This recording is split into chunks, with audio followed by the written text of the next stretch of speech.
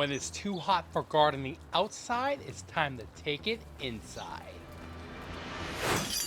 So it may be too hot to grow some of these plants outside right now, but at least we can grow them inside with the Aerogarden Farm. So in today's video, I'm going to show you what plants I'm growing in my Aerogarden Farm. So let's garden on.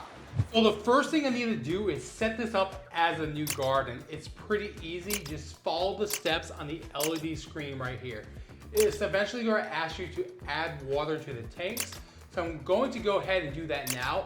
But if you want more details on how to set up this entire Aerogarden farm, I have another video where I can show you more details of how to set this up from start to finish.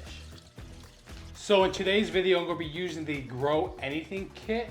This is going to allow you to use your own seeds so you can basically grow whatever you want. So the water filling process is a little bit time consuming.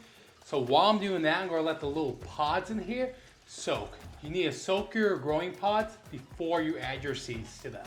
When deciding on what to grow in your Aerogarden farm, I think it's best to consider the growing conditions outside, because you don't want to waste any space in your Aerogarden farm when you can easily grow it outside in your garden.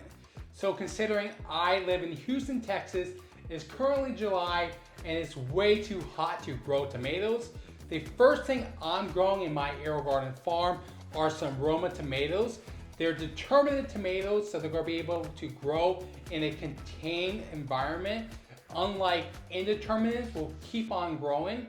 So I still will need to prune this to keep it controlled, but don't grow indeterminates in an Aerogarden farm is the #1 thing you should take into account. Tomatoes and basil are good companion plants. So I'll also be adding 3 basil plants with my Roma tomato. So when it comes to picking the plants for my Aerogarden farm, I decided to go with a tomato sauce theme. So I have basil, tomatoes, and the next thing I'm going to be adding are some cayenne peppers. Now I won't have everything for my tomato sauce, but I'm pretty close. All I will need is some garlic and onions. Then we have tomato sauce. The great thing about the Grow Anything kit is that it comes with the nutrients to get you started. So for the initial feeding, you want to add 4 castfuls of this nutrients to each side of your Aerogarden farm. Then in 2 weeks, you want to bump that up to 6 castfuls of this nutrients for each side. And then 2 weeks after that, you want to continue with adding 6 castfuls of nutrients to each side of your Aerogarden farm. Now considering there's a possibility that there could be algae buildup and other nasty things in your water reservoir, it's a good idea to change your water about every month to 6 weeks. I'll be changing out my water every month just to be on the safe side. I also have a video where I show you how to change the water in your Aerogarden farm, so go check out that video next.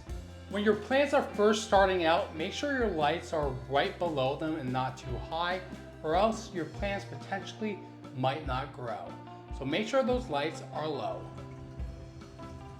So I hope this video was helpful in helping you decide what to grow in your Aerogarden farm. If you're growing something different, let me know in the comments. I'd like to know what you're growing in your Aerogarden farm.